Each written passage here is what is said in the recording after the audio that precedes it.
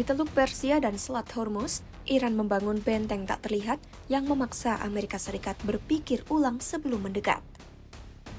Pulau-pulau strategis dijadikan pangkalan bagi rudal bergerak, kapal cepat bersenjata, drone, dan ranjau laut. Zona ini disebut kill zone, membuat setiap gerakan musuh menghadapi risiko tinggi dan ketidakpastian. Strategi ini bukan sekadar pertahanan, tapi juga perang psikologis yang mengubah perhitungan kekuatan besar di perairan sempit Iran. Simak selengkapnya dalam video berikut.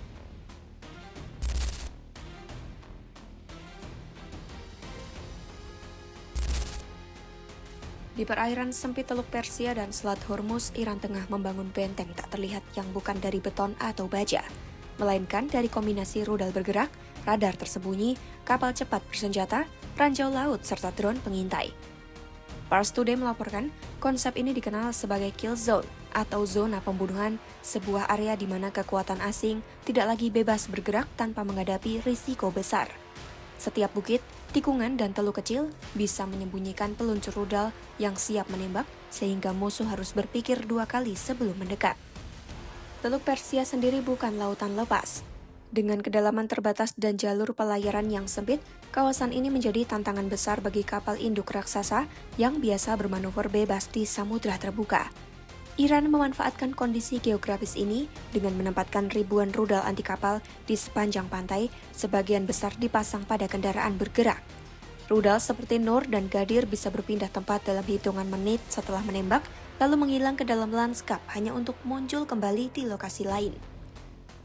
Ditambah armada drone pengintai dan sistem peperangan elektronik, tercipta kabut perang yang membingungkan. Musuh tidak hanya menghadapi rudal, tetapi juga gangguan sinyal, umpan digital, dan ketidakpastian konstan tentang apa yang ada di balik cakrawala. Selain itu, Iran memanfaatkan pulau-pulau di Selat Hormuz sebagai benteng yang tidak bisa ditembus. Pulau Abu Musa, Thun, Sirit, dan Qeshm berfungsi sebagai kapal induk bagi Iran mengawasi arus lalu lintas keluar masuk selat sempit ini. Dari pulau-pulau itu, stasiun radar, rudal, kapal cepat berpeluru kendali, ranjau laut, dan pangkalan kapal selam diesel bisa meluncurkan serangan. Armada ribuan drone Iran juga siap menghantam sasaran, sehingga tidak ada ruang manuver yang leluasa bagi kapal perang besar, termasuk kapal induk AS yang hanya berjarak 40 hingga 50 km dari pesisir Uni Emirat Arab. Pars Today menekankan strategi kill zone adalah konsep berbasis jaringan dan dinamis, bukan tembok statis. Konsep ini memaksa perencana militer Pentagon menghitung ulang risiko. Satu rudal mungkin bisa dicegat sistem pertahanan canggih seperti Aegis, tetapi ketika puluhan rudal datang dari berbagai arah, baik melayang rendah maupun dari ketinggian, pertahanan terbaik sekalipun bisa kewalahan.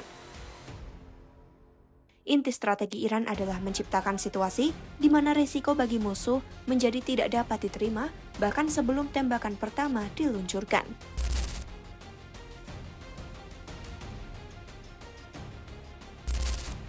Seorang komandan angkatan laut pun harus menimbang apakah satu kapal induk senilai 13 miliar dolar sebanding dengan risiko diserang di perairan yang selebar ini. Kepala Staf Angkatan Laut Iran, Ali Reza Tangsiri, menegaskan Iran memegang kendali penuh atas Selat Hormuz, jalur ekspor migas yang vital. Pulau-pulau kecil itu dijadikan instalasi militer untuk proyeksi kekuatan, sedangkan Pulau Qeshm menjadi basis operasional, logistik, serta penampungan rudal balistik dan pertahanan udara. Tidak jauh dari Qeshm terdapat pelabuhan utama Iran, Bandar Abbas. Keberadaan pangkalan-pangkalan ini diperhatikan oleh sekutu AS, termasuk Uni Emirat Arab dan Israel, yang mencatat Iran dapat sewaktu-waktu menutup Selat Hormuz, mengancam aliran 20% ekspor minyak dunia yang melintasi kawasan ini. Sejarah militer juga menunjukkan efektivitas strategi ini. Dalam latihan perang AS Millennium Challenge 2002, simulasi armada AS melawan Iran berakhir dengan belasan kapal, termasuk kapal induk tenggelam. Jenderal Marinir Paul Van Riper yang memimpin pasukan merah yang mewakili Iran menyerang lebih dulu menggunakan rudal darat, kapal cepat bersenjata rudal, dan pesawat yang mematikan komunikasi radio. Hasilnya, AS kewalahan dan latihan akhirnya dihentikan. Popular Mechanics melaporkan Van Riper menenggelamkan 19 kapal ALAS, termasuk kapal induk dan kapal penjelajah, menggunakan strategi yang memadukan lokasi geografis, armada kapal cepat, dan drone pengintai. Kini memasuki 2026, Kepala Staf Gabungan AS Jenderal Dan Kane memperingatkan tentang kompleksitas operasi militer terhadap Iran. Dalam rapat bersama Presiden AS Donald Trump seperti dikutip The Washington Post, Kane menekankan keterbatasan munisi strategis dan rendahnya dukungan sekutu. Faktor inilah yang membuat operasi militer terhadap Iran berisiko tinggi. Iran pun merespons dengan latihan militer intensif oleh Garda Revolusi di Selat Hormuz, menunjukkan kesiapan menghadapi segala kemungkinan sekaligus menegaskan dominasi regionalnya. Dengan strategi kill zone yang menggabungkan geografi, teknologi, dan psikologi, Iran membuktikan negara yang secara teknis lebih lemah pun dapat menciptakan zona yang membuat negara adidaya berpikir dua kali sebelum bertindak. Sementara jalur ekspor minyak dan keamanan regional menjadi taruhan, AS dihadapkan pada dilema strategis yang kompleks antara menekan Iran dengan risiko besar atau menunggu dengan pertimbangan matang. Situasi di Teluk Persia dan Selat Hormuz menunjukkan bagaimana strategi militer modern tak lagi hanya soal kekuatan senjata, tetapi juga perhitungan risiko dan psikologi. Dinamika antara Iran dan AS di kawasan ini akan sangat bergantung pada keputusan politik dan kalkulasi strategis kedua pihak. Ikuti terus perkembangan konflik AS-Iran hanya di YouTube Kompas.com.